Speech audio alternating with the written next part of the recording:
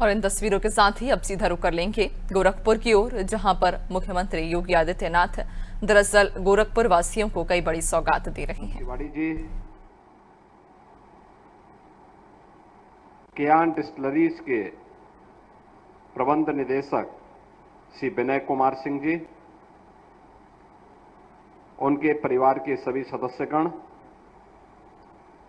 और आज के इस उद्घाटन कार्यक्रम में उपस्थित सहजनवा और गोरखपुर से जुड़े हुए सभी उपस्थित बहनों और भाइयों, सबसे पहले तो मैं आप सभी को आज रामनवमी की बधाई देता हूं और रामनवमी के अवसर पर गोरखपुर में एक नया उद्योग कियान डिस्टिलरीज के रूप में आज लोकार्पित हो रहा है। इसकी भी मैं आप सभी को, गोरखपुर वासियों को, जो लोग यहां रोजगार और नौकरी प्राप्त करेंगे, उन सबको हृदय से बधाई देता हूं, अपनी शुभकामनाएं देता हूं। ये केवल एक डिस्टिलरीज नहीं है,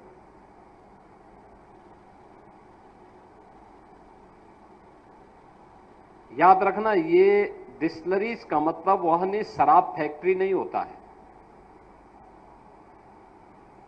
एक इथेनॉल प्लांट है। इथेनॉल का उपयोग अब विदेशी मुद्रा को बचाने में उपयोग हो रहा है।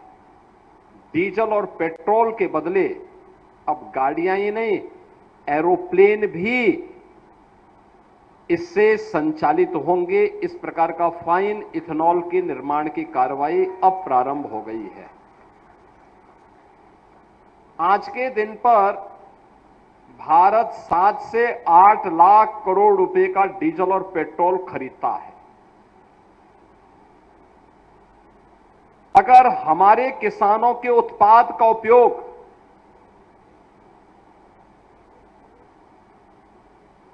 उनके प्रोडक्ट का उपयोग हम इथेनॉल बना करके और उस रेक्टिफाइड इथेनॉल के माध्यम से और स्पिरिट के माध्यम से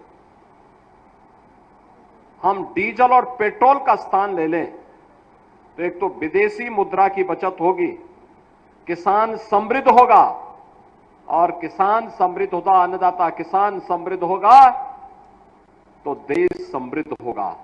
युवाओं को अपने ही घर में नौकरी और रोजगार प्राप्त होगी। और उसका एक नया अभियान है, एक कियान डिस्टिलरीज। रेक्टिफाइड स्पिरिट बनेगी जो मॉडर्न मेडिसिन में और दवाओं में बहुत सारी उसमें उपयोग में आएगी। उत्तर प्रदेश ने पिछले 8 वर्ष में एक डबल इंजन की सरकार है। इससे पहले देश के अंदर एक कार्य नहीं होता था, लेकिन प्रधानमंत्री मोदी जी के आने के बाद अन्नदाता किसानों के हित को ध्यान में रखते हुए उन्होंने देश के अंदर